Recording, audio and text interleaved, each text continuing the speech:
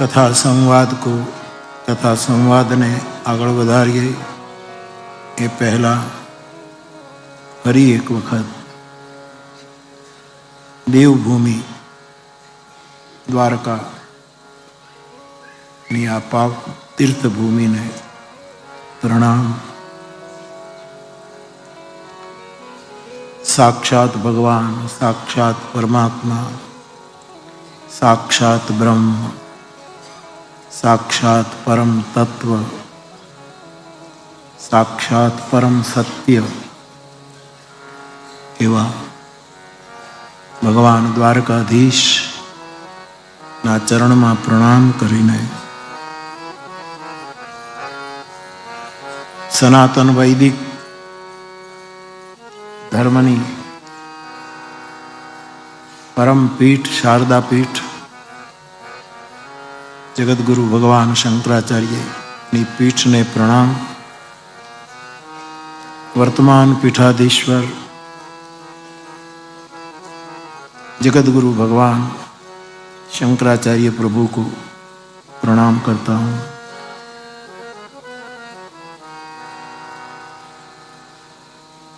राम नाम मंत्रनो दुनिया में खूब प्रचार करनार पूजनी प्रेम भिक्षुक जी बाप जी ना चरणों में एमनी चेतना ने प्रणाम. कथा में आपनो उत्साह वधारवा माटे पधारेला रोज પોતાના બધા જ કાર્યક્રમો છોડીને વિરાજમાન સનાતન આશ્રમના પૂજ્ય શ્રી સ્વામીજી મહારાજ આપના ચરણમાં પ્રણામ. શ્રીમદ ભાગવત કથા अन्य કથાઓના એક સમર્થ ગાયક પૂજ્ય જિગ્નેશ દાદા આપના ચરણમાં પ્રણામ.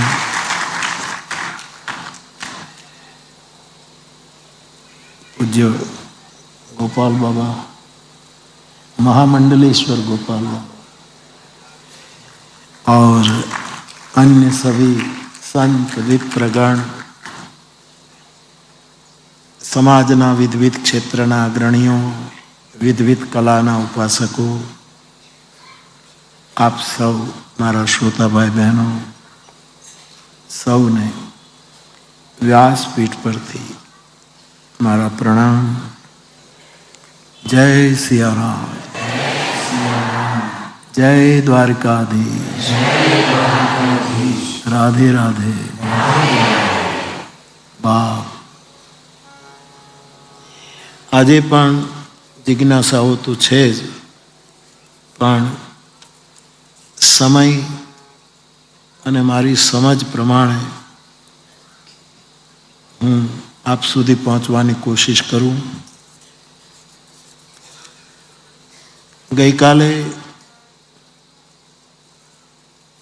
2-3 चिट्ठीओ मळी तमने मळीने गयो पछी एमां एक प्रश्न ये आव्यो कि बापू श्रीमद भागवत जी में चतुश्लोकी है बहुत महत्व. दादा बैठा है ये बधा अमारे द्वारका थी पधारेला कथा जगत में सब अमारा पूज्य युवा कथाकार जगत ये सब आ विषय वधारे प्रकाश पाड़ी सके. प्रश्न ये है कि श्रीमद भागवत जी में चतुश्लोकी बहु ज महत्व है. बिल्कुल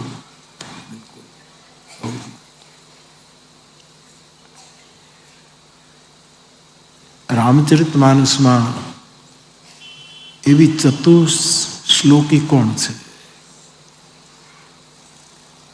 एवी 4 वस्तु कौन है? रामचरितमानस में नवनीत रूपे पण ए आपनी जिज्ञासाना जवाब में हूँ जाऊँ एना पहला आपने त्या ચતુર અંકનો બહુ મોટો મહિમા છે.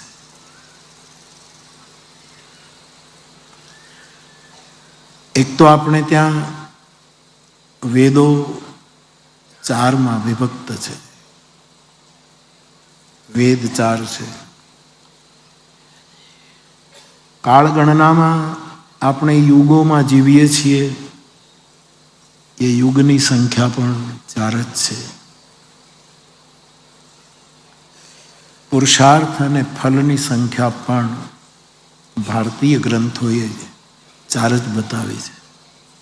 આ બધાને ચતુશ્લોકી માની લો. જીવની અવસ્થા પણ 4 છે. જાગ્રત, સ્વપ્ન, સુષુપ્તિ અને કોઈ યોગીઓ તુરિયા 4 છે. ભગવદ્ ગીતા और રામચરિતમાનસના આધારે ભક્તના પ્રકારો પણ 4 જ છે. 4 પ્રકારના: આર્તો, જિજ્ઞાસુ, અર્થાર્થી, ભર્તર્ષભ. 4. જ્ઞાની ચ ભર્તર્ષભ. તો ભક્તની નું સાંખ્ય પણ આપણે ત્યાં 4 આવ્યું છે. આવું તો ઘણું છે. ડાયા દાદાએ નડિયાદ પાસે જે અમારે સંસ્કૃતની પાઠશાળા ડાયા દાદા ચલાવે, એમણે એક નાની પુસ્તિકા બહાર પાડી. એમાં એક વસ્તુ કઈ કઈ છે, 2 કઈ કઈ, એવો બહુ જ સ્વાધ્યાય દાદાએ પ્રસ્તુત કરેલું.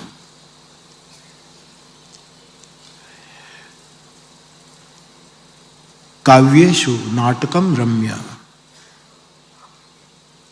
તત્ર રમ્યા શકુંતલા તત્રાપી ચ ચતુર્થો અંક તત્ર શ્લોક ચતુષ્ટય. કાવ્ય જગતમાં સાહિત્યકારો પણ બેઠા છે. કાવ્ય જગતમાં નાટક શ્રેષ્ઠ છે એવું કહે.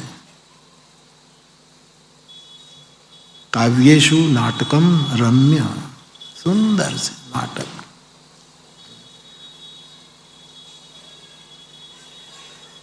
રામચરિતમાનસ, મહાભારત, આ બધાને વિદ્વાનો મહાકાવ્ય કહે છે.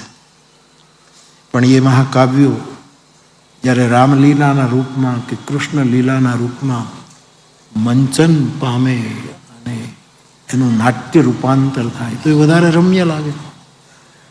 બિલકુલ સહી વાત. મહર્ષિ અરવિંદની સાવિત્રી, એને કોઈ નાટ્ય રૂપાંતરમાં ફેરવી નાખે, નાટ્યમાં રૂપાંતરિત કરે તો એ વધારે ગ્રાહ્ય બને. નળ દમયંતીની મહાભારતમાં આવેલી શ્લોકોમાં કથા જ્યારે નાટ્યાંતર બને ત્યારે વધારે રમણીય લાગે. આવા ઘણાય દ્રષ્ટાંતો આપી શકાય. ભગવાનની દાણ લીલા, કૃષ્ણની જો કૃષ્ણાવતાર છે એની અનેક લીલાઓ, એનું લીલામાં રૂપાંતર, નાટકમાં રૂપાંતર થાય ત્યારે વધારે રમ્ય લાગે, બહુ ગમે, પસંદ પડે, સુંદર લાગે. એટલા માટે આપણે ત્યાં કહેવાય કાવ્યેષુ નાટકમ રમ્ય તત્ર રમ્યા શકુંતલા. નાટકો તો કેટલા છે, કેટલા નાટકો છે. એક બાજુ ભવભૂતિ ઉભા છે ઉત્તર રામચરિત લઈને, કેટલા કેટલા આપણે ત્યાં નાટકો છે સંસ્કૃત વાङ्મયમાં. પણ એમાં તત્ર રમ્યા શકુંતલા, શાકુંતલ એમાં રમ્ય છે. શાકુંતલ નાટક કવિ કાલિદાસ એ વધારે. તત્રાપી ચ ચતુર્થો અંક, શાકુંતલમાં બી 4થો અંક વધારે રમ્ય છે. અને તત્ર શ્લોક ચતુષ્ટય, એ 4થા અંકમાં પણ શકુંતલાની વિદાયના 4 શ્લોક અત્યંત રમણીય છે. એવું આપણે ત્યાં અદ્ભુત છે. શકુંતલાની વિદાય વખતે સર્વસંગ રહિત કણવાની આંખમાં આંસુ પડે છે ત્યારે જે 4 શ્લોક કાલિદાસ અંકિત કરે એ 4 શ્લોક બધા કરતા રમ્ય છે. તો આ તો પૂછ્યું એટલે મને સ્મરણમાં આવવા માંડ્યું, એટલે હું આપની પાસે આપે તો મને રામચરિત માનસ વિશે જ પૂછ્યું છે, પણ મેં આ બધું તમારી સામે, કારણ કે આપણે નાના હતા ત્યારે આપણને આપણી મા, આપણી મોટી બહેન, મોટી બા, દાદી ખોળામાં લઈ અને માથામાં તેલ નાખે ત્યારે આપણે ત્યાં સૌરાષ્ટ્રમાં કહેવાય કે પાંથીએ પાંથીએ તેલ નાખે. એમ અમને બધાને ટેવ હોય, અમે પોથીએ પોથીએ તેલ નાખીએ. ક્યારેક આ વાત લાવીએ, ક્યારેક આ. એ દીર્ઘસૂત્રતાનો દોષ નથી, યાદ રાખજો. આ દીર્ઘસૂત્રતા નથી, આ શાસ્ત્રનો અર્થવાદ નથી. આ વ્યાસ સમાસનો વ્યાસપીઠ માટે એ વ્યાસ પણ કરી શકે, સમાસ પણ કરી શકે. તો રામચરિતમાનસમાં ભાગવતની તો ચતુશ્લોકી, પણ રામચરિતમાનસની ચતુલોકી. એ તો લોકભાષાનો ગ્રંથ છે, પ્રાકૃત ભાષાનો. એક 4 કઈ? એક પુરયન સઘન સારું ચૌપાઈ, તુલસીદાસજી કહે. સરોવરમાં પુરયન કમલીની આમ વ્યાપ્ત થઈ જાય અને રમ્ય લાગે. તુલસીદાસજી કહે છે રામચરિત માનસમાં ચોપાઈઓ છે એ આ માનસ સરની કમલીની છે. પુરયન સઘન ચારુ ચોપાઈ. અને સીપમાંથી મુક્તિ પાકે એમ આ ચોપાઈના સીપમાંથી જુદા જુદા રહસ્યો ના મોતી પાકે. જેવો જેવો વક્તા, જેવી જેના ઉપર ગુરુ કૃપા, ગ્રંથ કૃપા, ગૌરી શંકરની કૃપા, એટલા એ મંજુ સીપ અંદરથી પેદા કરે એવી જે ચોપાઈઓ છે એ રામચરિત માનસનું પહેલું ચરણ છે. છંદ સોરઠા સુંદર દોહા, સોઈ બહુરંગ કમલ કુલ સોહા. છંદ, રામાયણના છંદો લોકબોલીમાં પ્રાકૃતમાં લખાય. સોરઠા, અદભુત. સોરઠો આવે ત્યારે બહુ જ રહસ્યો પ્રગટે છે રામચરિત માનસમાં. અને દોહા તો ચોપાઈ, છંદ, સોરઠા અને દોહા આ ચતુલોકી છે, ચતુશ્લોકી નથી. અથવા તો તમે પૂછ્યું છે અને મને જે લાગ્યું તે આપને કહ્યું વિનમ્રતાથી, પણ એક બીજી જ 4 વસ્તુ રામાયણના આધારે આપને કહી શકું, અને તે છે રામચરિત માનસના 4 સંવાદ. આ ચોપાઈ, છંદ, સોરઠા, દોહા એ તો બધાને કદાચ એના અર્થો ન પણ સમજાય એવું પણ બને. આમ તો સરળ છે પણ બને. પરંતુ આ 4 સંવાદ છે રામચરિત માનસની બહુ જ મહત્વની ઘટના છે, અને જગતને આ સંવાદોની જરૂર છે. આપણે ત્યાં બધા શાસ્ત્રો સંવાદમાં આવ્યા છે. કૃષ્ણાર્જુન સંવાદ, અને માનસ તો ખાસ. માનસના વિચારનો મૂળ કેન્દ્ર બિંદુ સંવાદ છે. આ પણ 4 વસ્તુ છે. મહાદેવ મહાદેવીની સાથે સંવાદ કરે, માની શિવ પાર્વતી સાથે સંવાદ કરે. પરમ વિવેકી મહાપુરુષ યાજ્ઞવલ્ક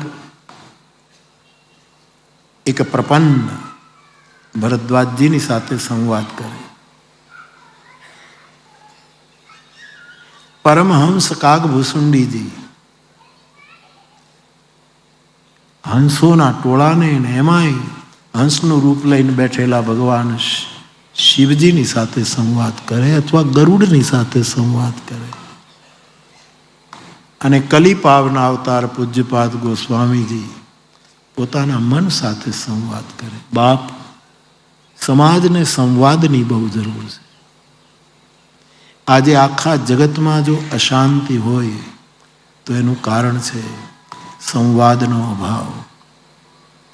મહાભારતમાં સંવાદને સત્યનો પર્યાય કહ્યો છે. હું આપને વિનય સાથે કહેવા માંગુ છું, ભગવાન ભીષ્મદાદા બાણશૈયા પર છે. યુધિષ્ઠિર આદિ દાદાની અંતિમ યાત્રાનો આરંભ થઈ ચૂક્યો છે. ભગવાન કૃષ્ણ આવે છે અને યુધિષ્ઠિર કેટલા પ્રશ્નો પૂછે છે આપ જાણો. મેં યુવાન ભાઈ બહેનોને પ્રાર્થના કરું કે જીવનમાં એક વખત તો સમય કાઢીને મહાભારતનું અવલોકન કરી લેવું જોઈએ. મૂળ મહાભારત.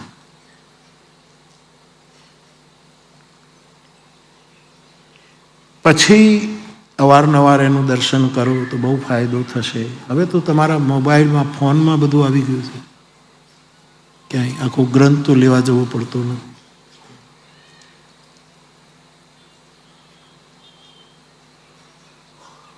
તો જ્યારે યુધિષ્ઠિરે દાદાને પ્રશ્ન કર્યો કે દાદા આપની દૃષ્ટિ, જેમ કાલે સત્ય વિશે એક પ્રશ્ન પૂછાયો અને મેં આપની પાસે સત્યની વાત, સત્ય પ્રતિષ્ઠાયામ ક્રિયાફલાશ્રયત્વમ ફલ અનુગામી મહીપ મને મન અભિલાષ.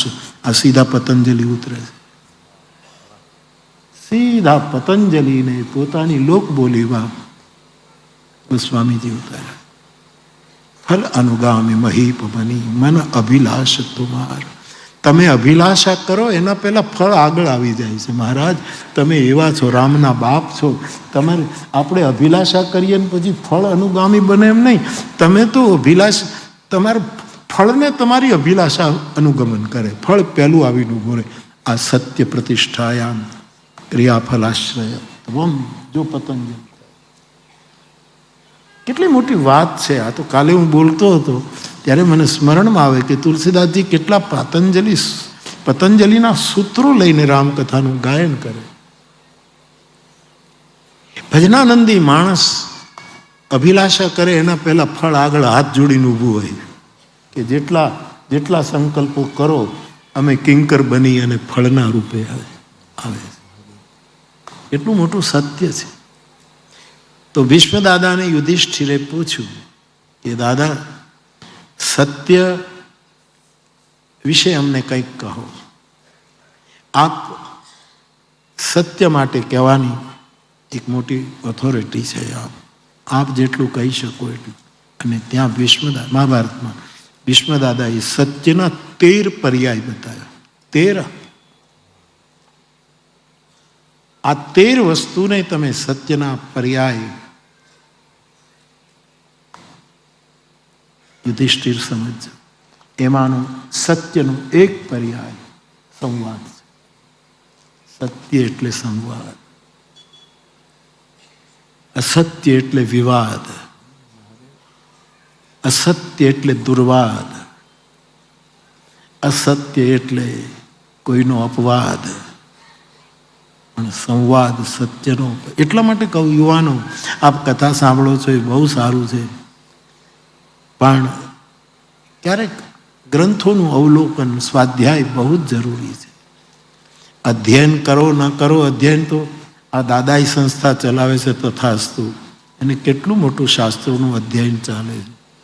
યુવાનો તૈયાર થાય છે, શાસ્ત્રો વિશે વિચારાય છે, બહુ મોટું કામ થાય. અમારી કથા જગતની આ યુવા પેઢી બહુ જ મોટું કરી રહી છે. મારી 80 વર્ષની આંખ આ જોઈને રાજી થાય છે.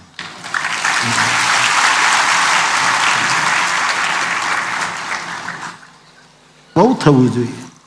સંસ્કૃત નહીં હોય તો સંસ્કૃતિ નહીં હોય, અને સંસ્કૃતિ નહીં હોય તો સંસ્કાર નહીં હોય, અને સંસ્કાર નહીં હોય તો આપણે સાચા વાસણ નહીં હોય, ભંગાર રહીશું. લારીમાં વેચી નાખવા જેવા આપણે શું સાહેબ, ભંગાર હશું. આ જરૂરી છે. તો બાપ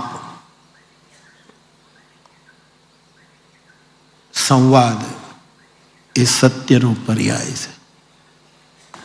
બીજું, યુધિષ્ઠિરને જેટલું મારા સ્મરણમાં આવે એટલું કહીશ, છૂટી જાય તો ક્ષમા કરો. પછી તમારા હાથમાં મુઠ્ઠીમાં મોબાઈલ છે, અહીંયા નહીં જોતા, ઘરે જઈને પછી અહીંયા તો અહીંયા જ ધ્યાન રાખો.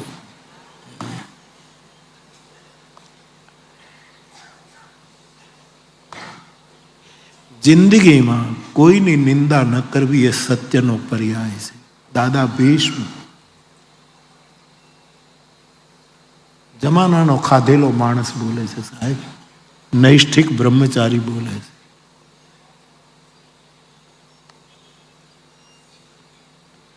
ગંગાનો દીકરો બોલે છે.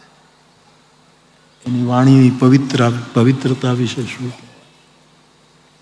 કોઈની જિંદગીમાં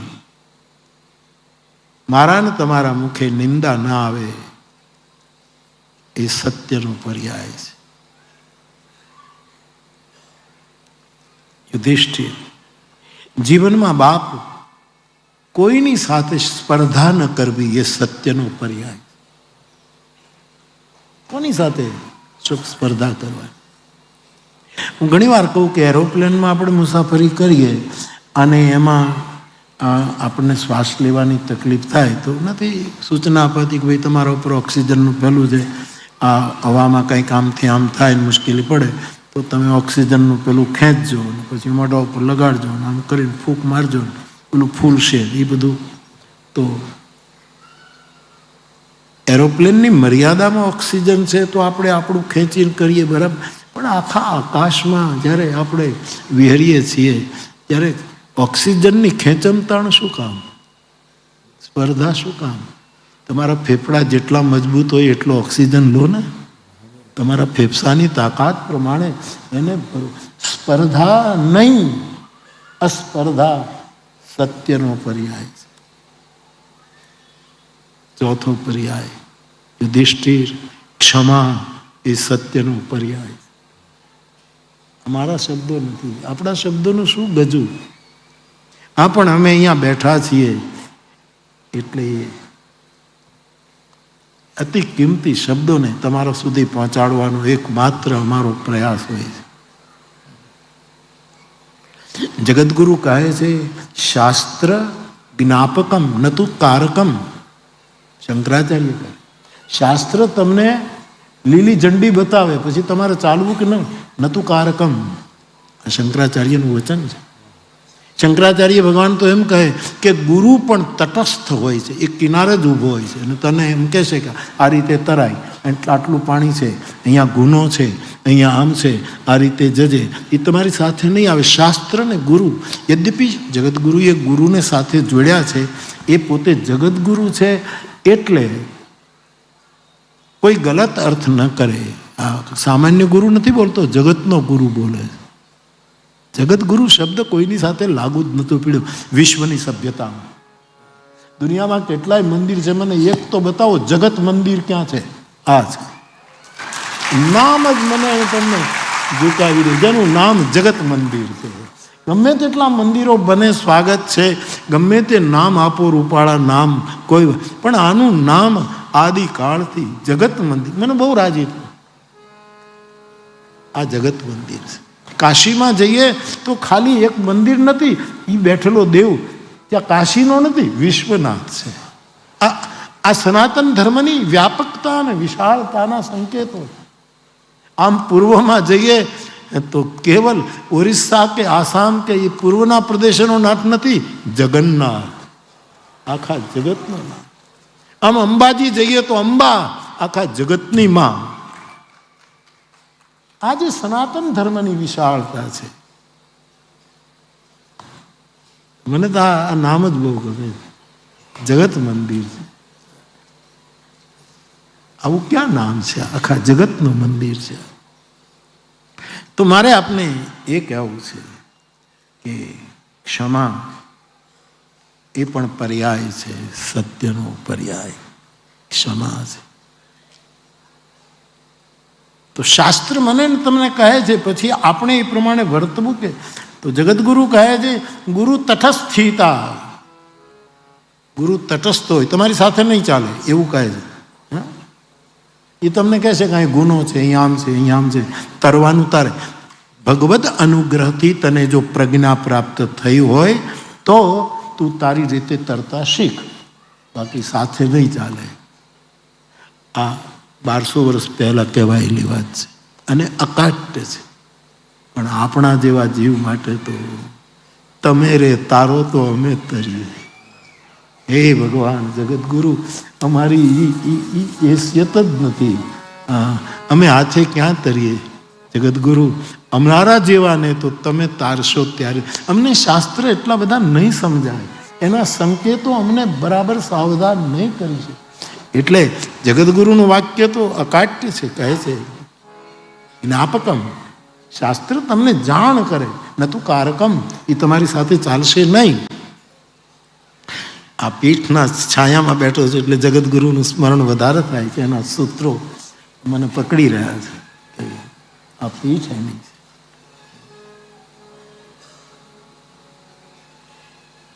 તો આ વાત સાચી છે કે ગુરુ મને તમને સંકેત કરે, એની સાથે મારીને તમારી ચાલવાની તૈયારી હોવી જોઈએ. એ થોડું જરૂરી છે. બીમારી બે રીતે નષ્ટ પામે. એક તો ડૉક્ટર સાચું નિદાન કરે અને પાછો જેનું દવા નિદાન કર્યું હોય એ પાછો દવા ખાય. ડૉક્ટરે સાચું નિદાન કર્યું હોય પણ ઓલો દવા જ ન ખાય તો? પરમાત્મા મારીને તમારી સાથે છે પણ આપણે કંઈક કરવું પડે. લંકાના મેદાનમાં ઘમાસાન યુદ્ધ ચાલે છે. ભગવાન રામ વારે વારે 10 મસ્તક કાપે, 20 ભુજા કાપે. આખું નભમંડળ રાવણના મસ્તક અને ભુજાઓથી સંકુલ થઈ ગયું. અને એ વખતે તુલસીદાસજી કહે છે ભગવાનને થોડો શ્રમ થયો છે. રામ વિભીષણ તન તબ દેખા. આ રીપુ મરતો નથી, મેં આટલા બાણ માર્યા અને કેટલી વખત મેં આટલા માથા કાપ્યા, છતાંય આ રીપુ મરતો નથી. અને ભગવાનને શ્રમ થયો. ઈશ્વરને શ્રમ થાય? ઈશ્વરની લીલા જો જોવા જઈએ ને તો મોહ જ ઉત્પન્ન થાય છે. એને સાંભળો તો મોહમાંથી મુક્ત ઉત્પન્ન થાય. એટલે ઈશ્વરની લીલાઓ બહુ જોવાની કોશિશ ન કરવી.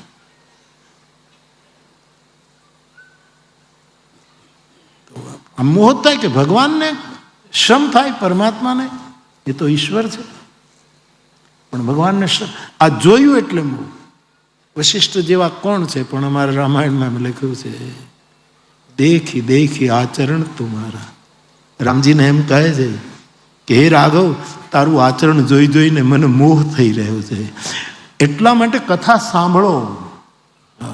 આ ચરિત્રોને જોવાની કોશિશ ન કરશો કે આનું આમ કેમ થયું, આનું એમ કેમ, શૂર્પણખાનું નાક શું કામ કાપ્યું. આપણે કોઈનું ન કાપવું એ શીખવવા માટે કાપ્યું.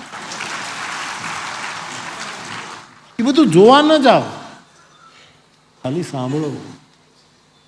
એટલા માટે કથા સાંભળ, કથા સાંભળ. પ્રણવની કવિતા પાછી યાદ આવે.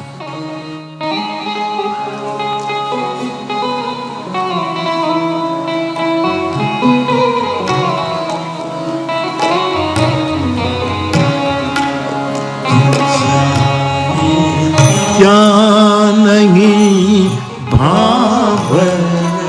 આપણે નથી કહેતા જ્યાં ત્યાં ભાંભરોમાં નહીં, જ્યાં ત્યાં ભાંભરોમાં. ભાંભરવું એ પશુતા છે. કવિ કહે કે જ્યાં ત્યાં બોલ બોલ ન કર, કથા સાંભળ.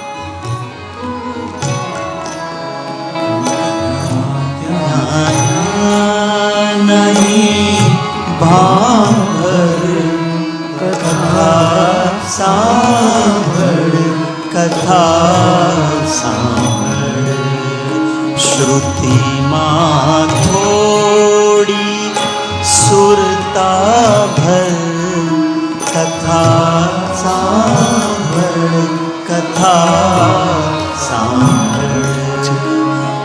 જે પાવન ને પ્રવાહી વેણ, પરમ વિશ્રામદાયી કેણ.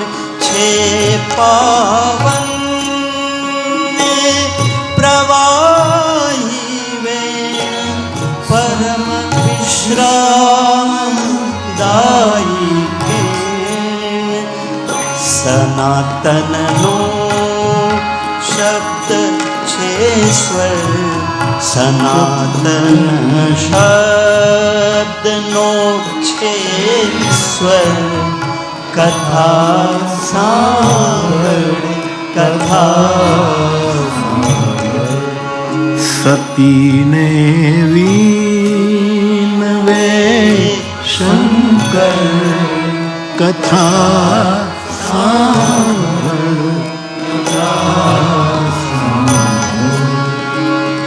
પ્રસાદી આઘડી પોથીને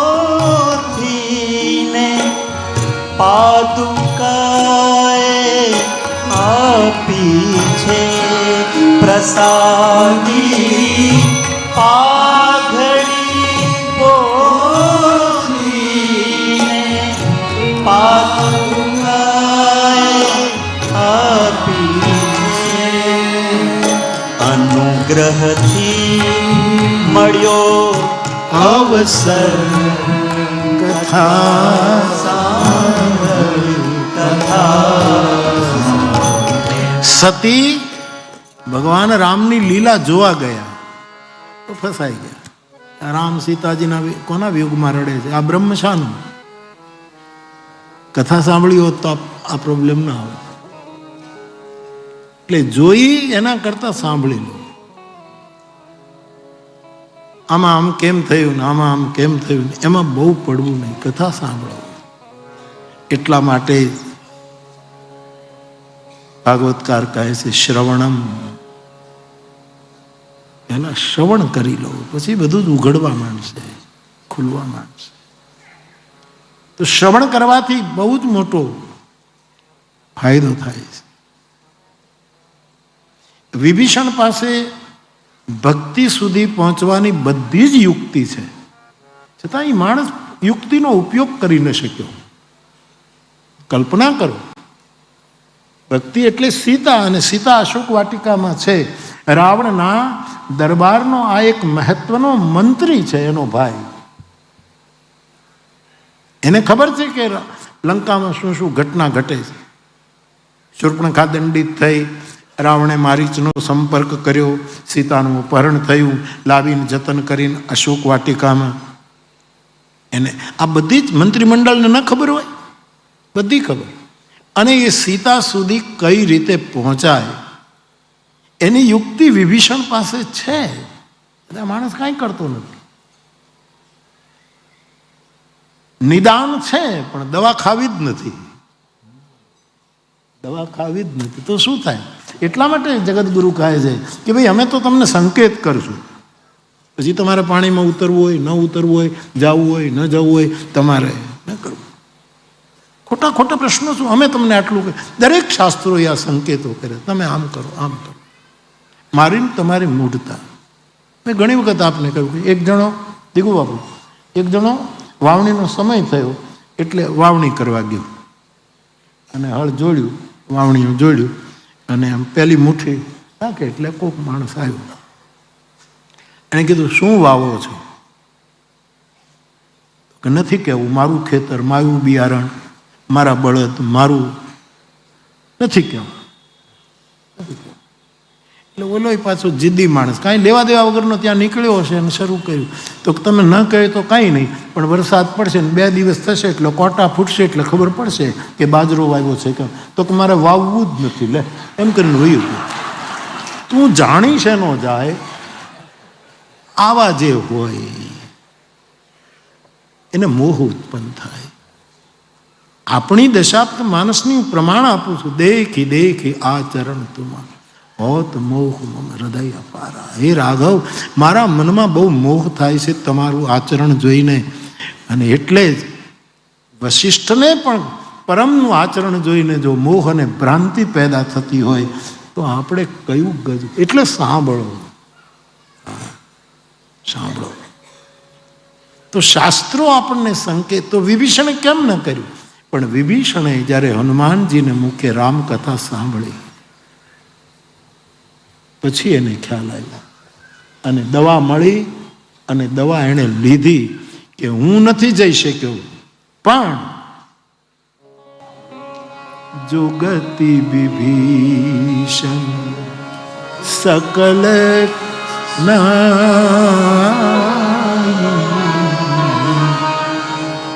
चले पवन सुत विदा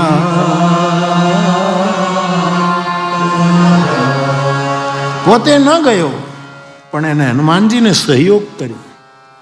જુઓ ભાઈ, આપણે દવા લઈએ નહીં પણ કમસે કમ ડૉક્ટરને અને દવાને અનુમોદન તો કરીએ કે ભાઈ આ ડૉક્ટર આના સ્પેશિયાલિસ્ટ છે અને એણે જે દવા આપી છે. બીજો ઓપિનિયન લઈ લઈએ કે આ ભાઈ દવા બરાબર છે, આ ડૉક્ટરનું, એ બધું જ પરફેક્ટ હોય તો ભલે આપણે કથા સાંભળીએ નહીં, ભલે કાંઈ ન કરીએ તો પણ કહી સુનહી અનુમોદન કરી. તુલસી કહે ખાલી સહયોગ તો કરો કે ભાઈ રામાયણ સાંભળો, આમાં કંઈક છે, ભાગવત સાંભળો, આમાં કંઈક છે. ગોપદની જેમ એ ભવસાગરને તરી અનુમોદન કરનારા. તો હનુમાનજી વિભીષણને કહે છે કે તું મારી વાત સ્વીકારે નહીં તો કંઈ વાંધો નહીં, પણ અનુમોદન તો કર, એનાથી પણ તારું કામ. તો કથા તમે ન સાંભળો તો પણ જે પ્રેમથી કથામાં આવતા હોય ને તો એને આવવા દેવા. અમારે ભીડ મારા કોઈ વક્તાઓને ભીડ જોતી નથી. ભીડથી શું લેવા દેવા સાહેબ? બહુ ભીડ આવે ને એટલે ઢોર ભડકે નહીં. બહુ ભીડ થાય તો ઢોર, આપણા મન જ ઢોર જેવા છે સાહેબ. પછી ભડકે, હા હા હા અમારે તો આટલી સભા ને અમારે તો આટલી, આ મનનું ઢોર ભડકે. એટલા માટે ભીડની શું છે? આવો તો વેલકમ.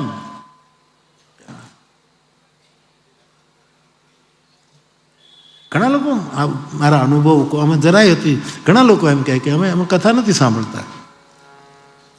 અને મારા તો અનુભવ કહું ને, 68 વર્ષના અનુભવ કહું છું. છતાંય દિયા જલ રહા હૈ, હવા ચલ રહી.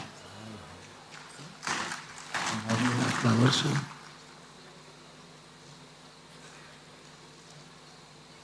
અમે કથા નથી સાંભળતા. પણ હું એમ કહું છું કે ભાઈ, માળવામાં કથા હતી ને ત્યારે તારા દાદા સાંભળતા હતા. આ બનેલી ઘટના. માળવામાં મારા મહુવાની પાસે ગામ, ત્યાં મારી કથા હતી. આ જે ભાઈ થોડુંક ભણી ગયો એ એમ કહેતો તો કથા હંમેશા એના દાદા કથા સાંભળતા હતા. મેં કીધું કે તું ભલે ભાઈ, તારા દાદા સાંભળતા. કથા સાંભળ. મને તો એવો, મેં હંમેશા કહું કે હું ગમે ત્યાં કથા સાંભળવાનો અમને અવસર મળે તો મને કંઈક નવું મળે જ છે. તમારે રોજ નવા રહેવું હોય, ફ્રેશ રહેવું હોય તો ભગવત કથાનું શ્રવણ કરો. એના એમ બધું જોવા ન જાઓ, આનું કેમ થયું, આનું આમ કેમ.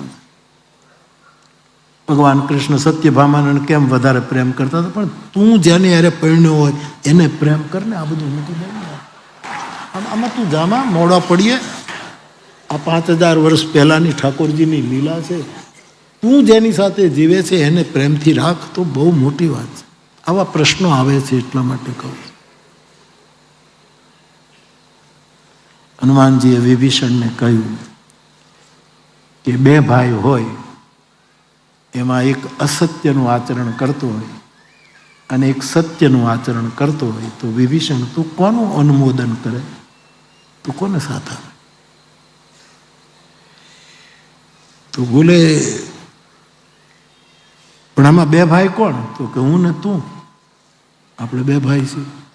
કે આપણે 2, તમારો મારો એ દેશ એક નથી, ભાષા એક નથી, શરીર એક નથી, આપણે એક પ્રાંતના નથી. તમે અસુર, હું વાનર, આપણે કંઈ પણ નહીં. એ તો તારી માન્યતા છે. આપણે ભાઈ છે. તબ હનુમંત કહા સુનો ભ્રાતા. તો રાવણને અનુમોદન કરવાનું બંધ કર અને હું તારો ભાઈ છું, મને અનુમોદન કરવાનું શરૂ કર તો તારું કલ્યાણ થશે. પણ બોલે તમે તો આના પુત્ર, હું આનો. બોલે કે બાપ જુદા છે, હું આનો દીકરો, તું આનો દીકરો, પણ મા તો એક છે ને. કઈ માતા? આપણી શક્તિ જાનકીજી. દેખા ચહું જાનકી માતા. મને મા સુધી. મારો કહેવાનો અર્થ એ છે કે જગદગુરુ જ્યારે એમ કહે છે કે શાસ્ત્ર જ્ઞાપકમ એ તમને જાણ કરશે, ન તો કારકમ. તમારે ચાલવું પડશે. જેને બુદ્ધ અપદીપો ભવ કહે છે, અપદીપો ભવ કહે છે. તો ક્ષમા એ સત્યનો પર્યાય છે. અને આગળ જેટલું સ્મરણ, બાકી તમે પ્રકરણ વાંચી લેજો. શ્રદ્ધા સત્યનો પર્યાય છે. શ્રદ્ધા સત્યનો પર્યાય. હૃદયમાં અનુકંપા સંવેદના એ સત્યનો પર્યાય છે. અક્રૂર માનસ સત્યનો પર્યાય છે. આવા સત્યના 13 પર્યાય ભગવાન દાદા ભીષ્મ યુધિષ્ઠિરના પહેલામાં કહે છે. સત્યથી લઈને 13 જેટલું સ્મરણ છે એટલું, બાકી તમે એ પાઠ વાંચી લેજો. તો મારે આપને એ કહેવું છે કે સંવાદ એ સત્યનો પર્યાય છે. સંવાદ કરો. આટલી કથાઓ સાંભળ્યા જ કરજો, સાંભળ્યા જ કરવું જોઈએ, પણ થોડીક દવા પણ લેવી પડશે. થોડીક દવા લેવી. તમે આજે કેટલી ચિઠ્ઠીઓ મારા પાસે આવે છે. હા, એક છે નિષ્કપટતા એ સત્યનો પર્યાય છે. નિષ્કપટતા.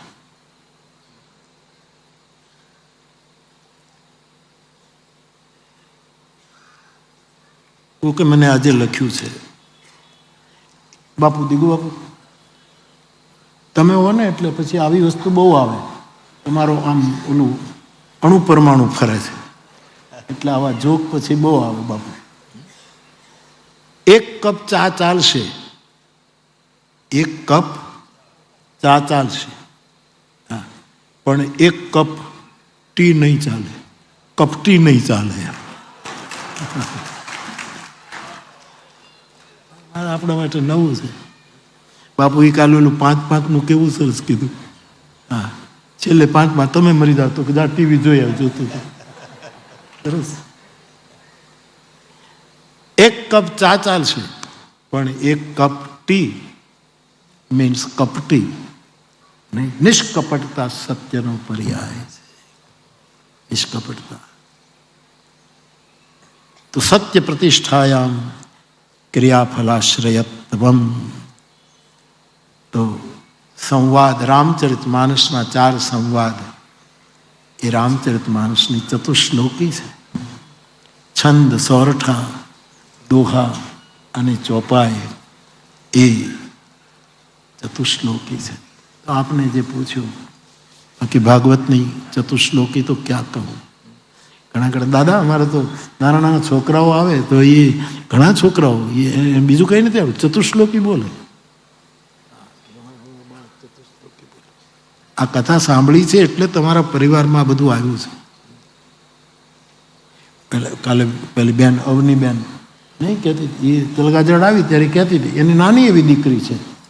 નાની એવી દીકરી. હા, એટલે કે બાપુ ઘરના સંસ્કાર છે. કથાઓ સાંભળીએ, અમે બોલીએ, પ્રોગ્રામ આપીએ અને અમે છોકરાઓને કહીએ.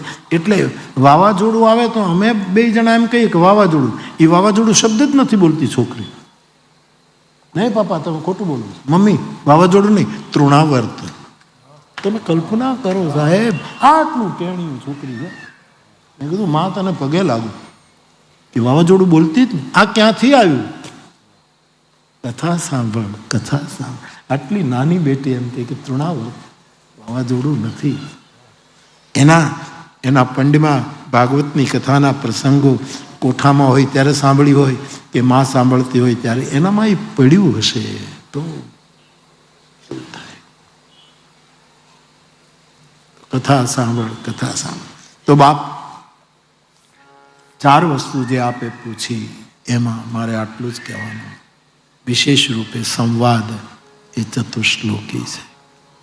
બધાની સાથે સંવાદ કરીએ. આ જગતમાં આટલું 100 વર્ષનું તો આપણને વચન મળ્યું છે અને ભગવાન કરે 100 વર્ષ આપણે જીવીએ. પણ આટલી નાની આયુષ્યની સીમામાં શું કામ અપવાદ કરીએ, શું કામ દુર્વાદ કરીએ, શું કામ આ બધો વિવાદ કરીએ? આમાંથી બહાર નીકળવું. કથા પાસે જેટલા આવી ગયા એટલા તો પ્રમાણિક પ્રયત્નો કરે સાહેબ, કરવું જોઈએ. કરવું જોઈએ. ઘણા લોકો મને એમ કહે કે બાપુ અમે સાધુ થોડા છીએ, પણ સાધુ નથી, પણ સાધુના તો છો ને. સાધુ નથી પણ કોઈક સાધુના તો છો ને. એ વખતે મારે ને તમારે વિચારવું પડે છે. તો પરમાત્માના મંગલમય ચરિત્રોને બહુ જોવામાં નહીં, એને એમાં બહુ વિચારો નહીં કરવાના. કથા સાંભળો. ગયું મોર સંદેહ સુનેવું સકલ રઘુપતિ ચરિત્ર. ગરુડ કહે છે આપના મુખેથી ભગવાનની કથા સાંભળતા અમારા બધા સંદેહો નષ્ટ થઈ ગયા. ભયું રામ પદ ને તવ પ્રસાદ બાયસ તિલક. હે કાકુલ તિલક, તમારી કૃપાથી મારા અર્જુન જેમ કહે નષ્ટો મોહ. કથા છે ને એ શારીરિક કામ ન કરે, આંતરિક કામ કરે. લેઝર ઓપરેશન હે. આપણને ખબર ન પડે એમ અંદરથી બધું કાઢી નાખે. પ્રજહાતિ યદા કામાન સર્વાન પાર્થ મનોગતાન. શું છે આ ઓપરેશન છે. યોગેશ્વર શું બોલે છે? પ્રજહાતિ યદા કામાન સર્વાન પાર્થ ખતમ કર. આ ભીતરી ઓપરેશન ભગવત કથા જેવું આ અમે ગાઈએ છીએ એટલા માટે નથી કહેતા. અને આનંદથી કંઈ પણ શક્ય છે કે શું કે ગાયું છે, શંકરે ગાયું છે, અમે એને પગલે ચાલીએ. આ બહુ મોટું કામ થાય. આપણને ક્યાં ખબર. અહીંયા ગામડાના કેટલા માણસો મને મળવા કે બાપુ અમે આટલા વર્ષથી સાંભળીએ, કોઈ દિવસ તમારી પાસે આવ્યા નથી, પણ અમે સાંભળ્યા જ કરીએ છીએ. અમે સાંભળ્યા જ કરીએ. એક બાપાની તો કાલ ચિઠ્ઠી મળી કે અમારી 3 પેઢી બાપા, અમારો દાદાનો બાપ ગુજરી ગયો, લખતો ગયો, છોકરાઓ કથા સાંભળજો. પછી બીજો આવ્યો, એ ગયો તો એના છોકરાને લખતો ગયો કથા, અને આણે એમ કીધું હું એ કહેતો જવાનો છું. આજે ઊભું થયું. લોકોને ખબર જ નથી કેટલું કામ થઈ રહ્યું છે. દુનિયાના બીજા મીડિયાઓએ તો જગતને ત્રસ્ત કરી દીધું છે. ભગવાનની કથા જે છે એ બહુ મોટું કામ કરે. અમથા શંકર ભગવાન કાગભૂચુંડી પાસે સાંભળવા નહીં ગયા હોય. કથા સાંભળ, પણ કંઈક થોડુંક કરવું તો પડશે. પણ જગતગુરુ એમ કહે છે કે ભાઈ ગુરુ તમને તારશે નહીં તો કાંઠે ઊભા રહેશે. પણ બાપજી અમારા જીવનનો થોડોક વિચાર કરો કે અમે તો તમે કાંઠે ઊભા રહીને તમે કહેશો તો અમે નહીં તરીએ. એટલા માટે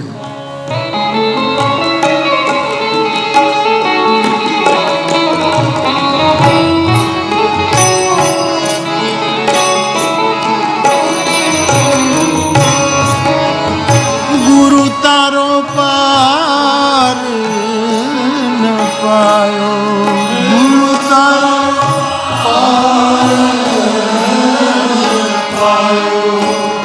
હે ન પાયો. પ્રથમીના માલિક તમે થાઓ તો એ અમે પ્રથમીના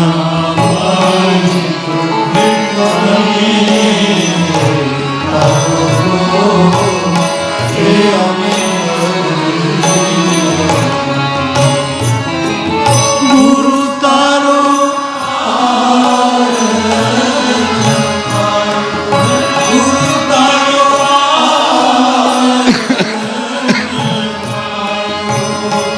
હે ન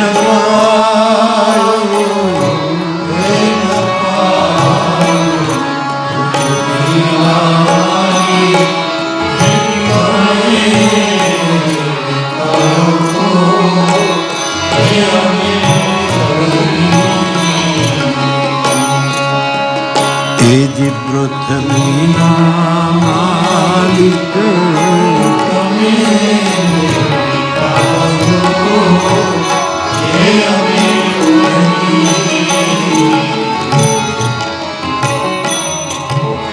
અને મને ને તમને કોઈ સાચો ગુરુ મળી જાય ને તો એ પોતે જ દવા છે, એ જ ઔષધિ છે. એને પછી લખીને આપવું ન પડે, એ પોતે જ ઔષધિ છે.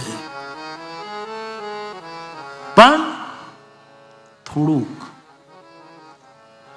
હું કહું ને કે આપણે મોટા એરપોર્ટ હોય, દુનિયાના મોટા મોટા કેટલા મોટા એરપોર્ટ હોય, એમાં કાઉન્ટર ઉપર કે ગેટ ઉપર જવું હોય તો આપણે હાથમાં બેગ લઈને ચાલીએ, પહોંચી જ જવાય. પણ પેલું શું એને કહેવાય, હજી મને અંગ્રેજી નામ જ ના આવડ્યું, પેલા ઉપર પટ્ટા ઉપર આપણે ચાલીએ તો આપણે ઊભા રહી જાય, પટ્ટો હાલ્યા કરે. એટલે આમ ચાલીએ તો પહોંચી જવાય, પણ પેલા પટ્ટા ઉપર ઊભા રહીએ તો થોડાક વહેલા પહોંચી જઈએ. એમ ગુરુના પદમાં ઊભા રહીને થોડાક વહેલા પહોંચી જઈએ. બાકી તો પહોંચવાનું તો છે. કાગ હસતા અને કંઈક રોતા હતા, ફેંસલો માણતા સર્વ પ્રાણી. છેલ્લે તો પરિણામ આવશે જ, પણ કોઈ કૃપાપાદને પગલે ચાલીશું તો થોડુંક જલ્દી ફાયદો થશે. તો આપે તો પ્રશ્ન ભાગવતજીના ચતુશ્લોકી વિશે પૂછ્યો એને. કૃષ્ણ ઉપનિષદમાં બ્રહ્મના 5 રૂપોનું નિરૂપણ કર્યું છે. એ 5 રૂપ ભગવાન કૃષ્ણ અવતારમાં છે. 5 રૂપો છે. પહેલું, એક તો હું સૂત્ર વારંવાર બોલ્યા કરું છું, અન્નમ બ્રહ્મેતિ વ્યજાનાત. બીજું, મનો બ્રહ્મેતિ વ્યજાનાત. ત્રીજું, પ્રાણો બ્રહ્મેતિ વ્યજાનાત. ચોથું, વિજ્ઞાનમ બ્રહ્મેતિ વ્યજાનાત. અને 5મું, આનંદો બ્રહ્મેતિ વ્યજાનાત. આ 5 કૃષ્ણ છે, એટલા માટે પૂર્ણ આવતા. આ બાપુ કાલે, બાપુ તમે સારું બોલતા હતા કે કૃષ્ણ પૂર્ણ છે એમ કહીને, ભલે આપની પ્રસ્તુતિ લોક સાહિત્ય દ્વારા છે, પણ આપ કહેતા હતા કે એ પૂર્ણ છે. કૃષ્ણ ઓશોને પણ કહેવું પડ્યું કે ભારતીય મનીષા ધન્ય છે કે જે મનીષાએ કૃષ્ણને પૂર્ણ પુરુષોત્તમ કહ્યા છે. ઓશો કબૂલ કરે છે, કારણ કે પૂર્ણ છે સાહેબ. એ સ્વામી પણ બની શકે અને યજ્ઞમાં પાતલ પણ ઉઠાડવાની સેવા પણ કરી શકે. આ બધું જ પૂર્ણતાનું પ્રતીક ભગવાન કૃષ્ણ છે. ઉપનિષદો એ બ્રહ્મ તો એક જ છે, પણ જુદા જુદા રૂપે. જેમ ભગવાન કૃષ્ણ એક જ છે, પણ એની વિભૂતિઓ કેટલી છે સાહેબ. નાંતોસ્તિ મમ દિવ્યાનામ વિભૂતિનામ પરંતપ. મારી વિભૂતિઓનો કોઈ અંત નથી, એવું અનંત બોલ્યા છે. તો બ્રહ્મ તો એક જ છે, એ કઈ 8-10 નથી, એક જ. પરંતુ એ 5 રૂપે પ્રગટ થાય. ઉપનિષદનું પહેલું બ્રહ્મ અન્નમ બ્રહ્મેતિ વ્યજાનાત. અન્ન બ્રહ્મ છે. શું કામ કૃષ્ણ અવતારની વાતો આપણે કરીએ છીએ? અન્ન બ્રહ્મ છે. તું અન્નને બ્રહ્મ જાણ. અન્નમ ન નિદ્યાત. તું અન્નની નિંદા ન કર. ઉપનિષદ કહે છે અન્નની નિંદા એટલે તમે જમો અને કારણ વગરનું વધારે આઠું છોડો, એ અન્નની નિંદા છે, એ બ્રહ્મનું અપમાન છે. પેટ ભરીને જમવાનું. અને હું પ્રાર્થના કરું, અવસર આવ્યો કે ગઈકાલે મને રાજી થયો, ચિમનભાઈ અને ભરત બાપાને કહેતા હતા કે આટલા લોકોએ પ્રસાદ લીધો. પ્રસાદ બધા લેજો, હા, પણ હજી 4 દિવસની કથા બાકી છે, એને ધ્યાનમાં રાખીને લેજો. મારે તો એવો લાભ પડ્યો છે દ્વારકામાં. સાહેબ દ્વારકામાં લાભ ન મળે તો બીજે ક્યાં લાભ? લાભ નહીં, શુભ પ્રાપ્ત થયું છે ને એ રોજ દ્વારકાધીશના રાજભોગનો પ્રસાદ આવે છે. ડેઈલી અમારો આ દેવતા, અમારો આ દેવ લઈ આવે ડેઈલી સાહેબ. નહીંતર હું બપોરે ન બહુ લઉં નહીં કાંઈ, તો મનોરથ એને રાજી રાખવા માટે કાંઈક દૂધ લઉં કાંઈ તો, અથવા તો કાંઈક પાછું આપણે કાંઈ વ્રત નથી, પછી મરચાના ભજીયા આવે તો લઈ પણ લઉં આપણે કાંઈ. પણ હું બપોરે સ્વાભાવિક નહીં, સવારે નાસ્તો કરીએ પછી બપોરે કાંઈ બહુ જરૂરી નથી. બધાએ બહુ બનાવ્યું હોય એટલે થોડુંક જે કંઈ. પણ અહીંયા દાદાને પૂછું, તબિયત ન બગડે એટલી હદ સુધી તો લઉં છું. અને પ્રસાદથી કોઈની તબિયત બગડી છે સાહેબ? કોઈ દિવસ નહીં. ઠાકોરજીનો રાજભોગ. અન્નમ બ્રહ્મેતિ વ્યજાનાત. અન્ન. કૃષ્ણ આપણો બ્રહ્મ, આપણું અન્ન છે. કૃષ્ણ મારો ને તમારો ખોરાક છે. કૃષ્ણને ખાધા વગર મરી જાશું સાહેબ, મરી જાશું, ક્યાંય ના નહીં રહી. એટલે જ અમારી નિંબાર્કી પરંપરામાં, જે પરંપરામાં હું છું એમાં એમ કહે છે કે આહાર તો બોલે હરિનામ આહાર, હરિના નામનો આહાર, અન્નમ બ્રહ્મેતિ. અમારી ગંગા સતી કહે છે જેને સદા એ ભજનનો આહાર. કોનું ભજન? કોનું ભજન? કોણ છે ભજની? અમારા તુલસીદાસજીએ કૃષ્ણ ગીતાવલીમાં લખ્યું કે તું ભજની કૃષ્ણ તું છો. કૃષ્ણ ગીતાવલીનું અદ્ભુત પદ છે કે આ જગતમાં કોણ ભજની છે? કોનું ભજન? કોનો મારો ખોરાક? કોનું મારું પોષણ કરે છે? કોણે અમને ટકાવ્યા છે? કૃષ્ણ અન્ન બનીને ટકાવે છે.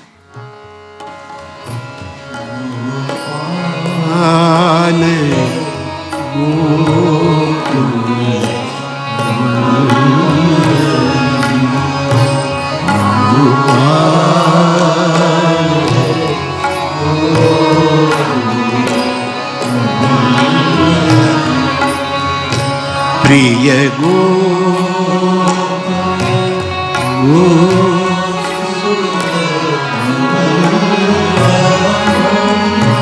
પ્રિય ગોપ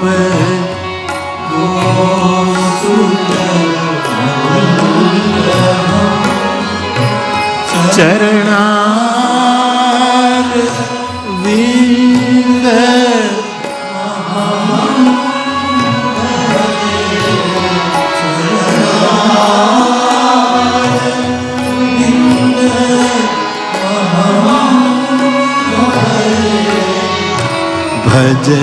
ભજનીય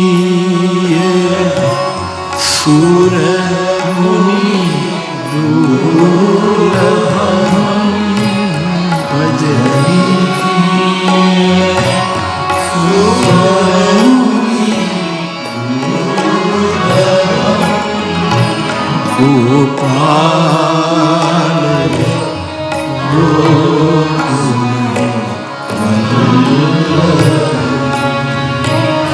પ્રિય ગો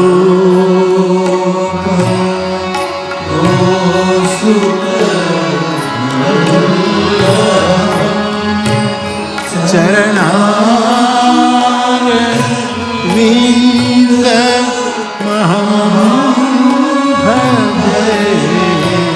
ચરણાર વિંદ મહા